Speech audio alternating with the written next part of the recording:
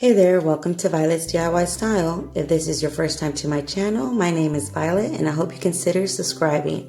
Also, don't forget to give me a big thumbs up if you enjoy this tutorial and share with friends and family.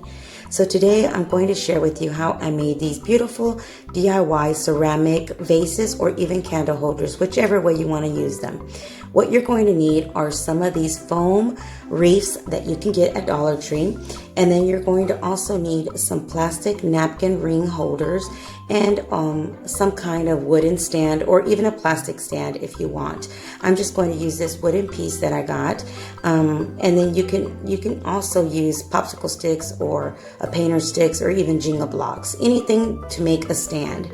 Then you're going to add some permanent glue and hot glue to your stand and then place your foam wreath right on top of your stand and hold it in place to make sure it stays nice and dry and it stays in place.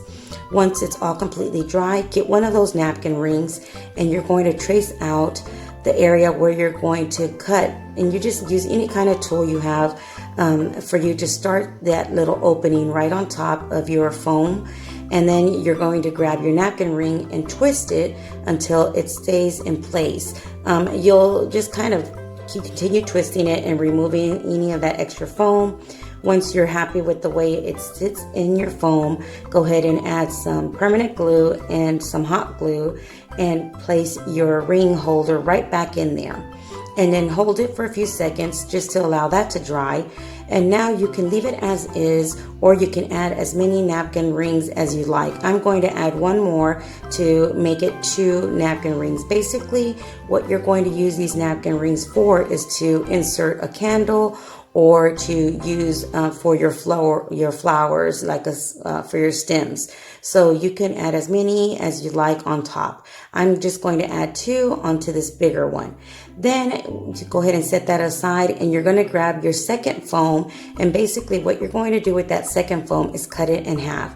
Now there's so many different ways you can make these vases once you get the hang of it and figure out what to use. I was actually inspired by some pictures that I saw on Instagram, and I'll make sure to leave their information if you do have an Instagram so you can follow them as well as myself down below in the description box.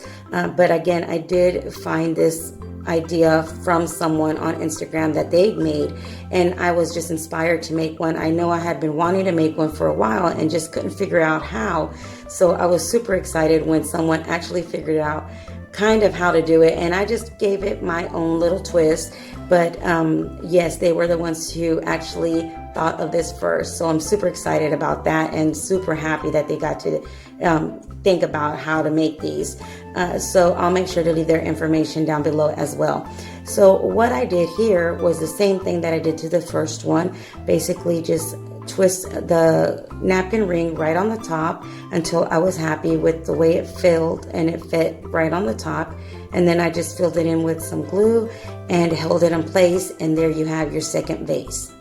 So once they're all dry, what you're going to use is some of the Stucco material that you can get from Dollar Tree or any kind of hardware store, and you're just going to basically spread it onto your foam and also your napkin rings. I just used my hands. I don't know if that's too safe or not, but if you don't feel comfortable just using your hands like I am, you can use a butter knife or even put some gloves on and do it that way as well. So just continue patting it onto your ring, and you can make it as thick as you like. I made mine quite thick, not too thick, but it was thick enough to where I felt comfortable. So because I knew I was going to sand it down a little bit once it was completely dry.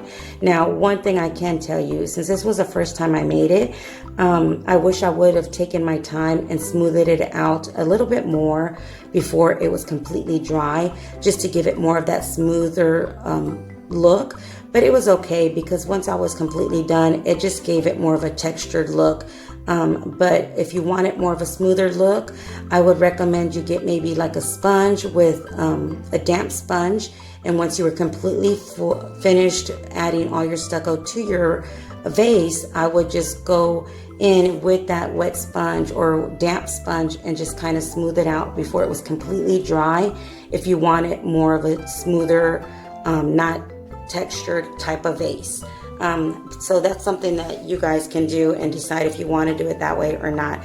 Again, I wish I would have done mine that way just because I wanted more of that smoother look, but it was fine and they look absolutely beautiful either way. So as you can see, you're just going to continue patting onto the foam your stucco. Just pat, don't rub it on there too much, because if you can see, when you start rubbing it, basically it just comes off. So just continue patting and pressing on it until you're happy with the thickness and everything is covered up.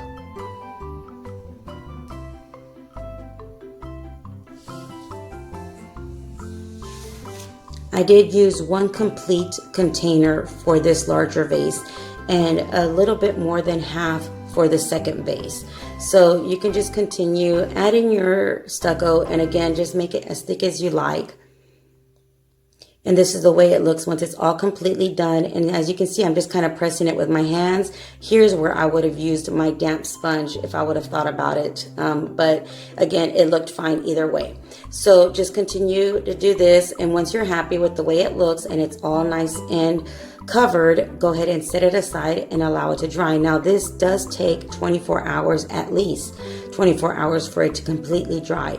So try to do it one day and leave it there at least overnight, but I would recommend at least the 24 hours so you won't risk the chance of it cracking. And here I'm just going to do my second vase. And as you can see, this one's pink because it's a different kind of stucco, but it's the same thing. This one just turns white once it's completely dry.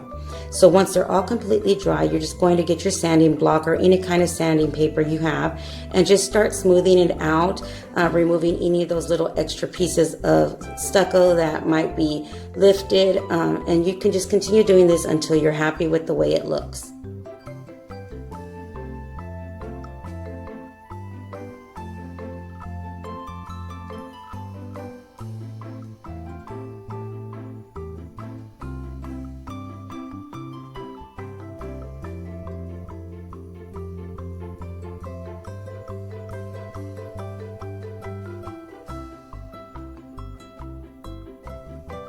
Something I wanted to let you guys know is today, if you follow me on Instagram, you knew that found out that I was redecorating, or I guess you could say organizing my crafting area in my room.